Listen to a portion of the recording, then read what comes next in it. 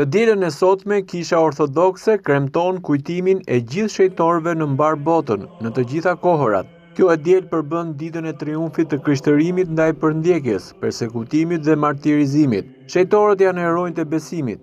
Ata me heroizmin, guximin, paqen, gëzimin, mirësinë dhe dashurinë deri në sakrifikim, treguan dhe shpallën besimin e tyre të palëkundur tek Perëndia triadik.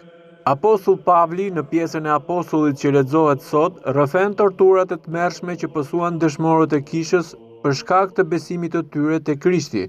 Ata u burgosën, u vranë me gur, u sharruan, u torturuan, vdiqën prerë prej thike, u preng kokën e të gjitha këto i pësuan për dashurinë e Krishtit. Këta shejtorë pohuan Krishtin me fjalë, me vepra dhe me jetën e tyre, duke u martirizuar.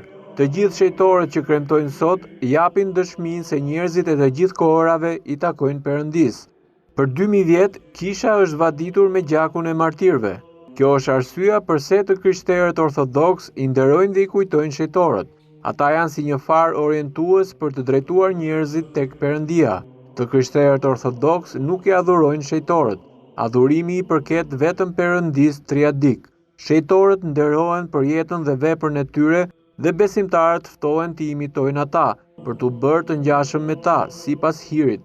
Dita e sotme përcjell mesazhin e rëndësishëm se të gjithë njerëzit janë të ftuar të bëhen shejtorë me hirin e Krishtit.